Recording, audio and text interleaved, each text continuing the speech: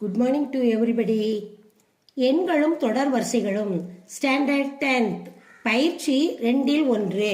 பயிற்சி 2-1 இப்போ 5வது சம் பார்க்க போகிறோம். இந்த சம்மை வாசிக்கிறேன், கவனிங்க. எந்த மிகை முழுவின் வர்க்கத்தையும் 4ஆல் வகுக்கும் பொழுது மீதி 0 அல்லது 1 மட்டுமே கிடைக்கும் என நிறுவுகன்னு கொடுத்துருக்காங்க. முதல்ல என்ன கொடுத்துருக்காங்க, ஏதாவது ஒரு மிகை முழுவை நம்மளா ஆட் பண்ணிக்கிடணும். ஆட் பண்ணி ஆனால் 4ஆல் வகுக்கும் பொழுது 0 அல்லது 1 வர மாதிரி செய்ய சொல்கிறாங்க. இப்போ அதுக்கு முதல்ல நம்ம என்ன செய்யணும், மிகை முழுவை நம்ம கேன்னு வச்சுக்கிடுவோம்.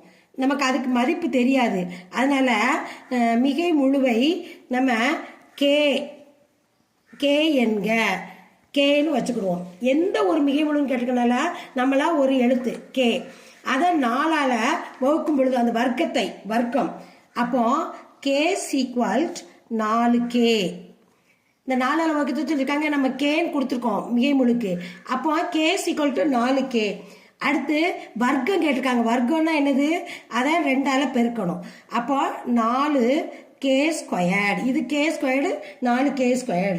அப்போ என்னது, 4 போது k² வந்திருக்கு. 4 பெருக்கும்போது 16. k² ஈக்குவல்ட் 16k². 4 பெருக்கிட்டோம், 16k². அடுத்து k² ஈக்குவல்ட் 4 × 4k² + 0. இப்போ 4 பெருக்கும்பொழுது 16, மீதி 0 தான் வரும். அப்போ மீதி 0 வந்துருச்சு நமக்கு. முதல் ஆன்சர் மீதி 0. இப்போ மீதி 0, இது முதல் கணக்கு மீதி 0ன்னு நிரூபிச்சாச்சு. அடுத்து என்ன கேட்டிருக்காங்க, 1 நம்ம நிரூபிக்கணும். அப்போ இதே மாதிரி அதுக்கு நம்ம பிரதிவிடணும். கே ஈக்குவல் டு இது 4kன்னு போட்டிருக்கோம். அதுக்கு வந்து என்ன தெரியுமா, 4k + 1.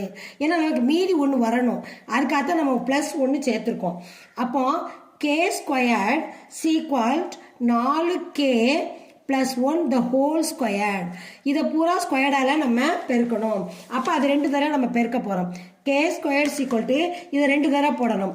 4k + 1 bracket 4k + 1 square இருக்கனால இது 2 தடவை போட்டு 2ஐயும் பெருக்கணும். இப்போ 4kஆல் பெருக்கணும். 4 16, k × k² அடுத்து 4k இந்த 1ஆல் பெருக்கணும். பெருக்கும்போது 1 4 4k, 1ஆல் 4k பெருக்கும்போது 4k. அடுத்து ப்ளஸ், எல்லாம் ப்ளஸ் அடையாளம் தான். அதனால் எல்லாமே அடையாளம் ப்ளஸ் போட்டாச்சு. அடுத்து இந்த 1ஆல் இந்த 4k பெருக்கணும். அப்போ 1ஆல் 4k பெருக்கும்பொழுது 4k தான் வரும்.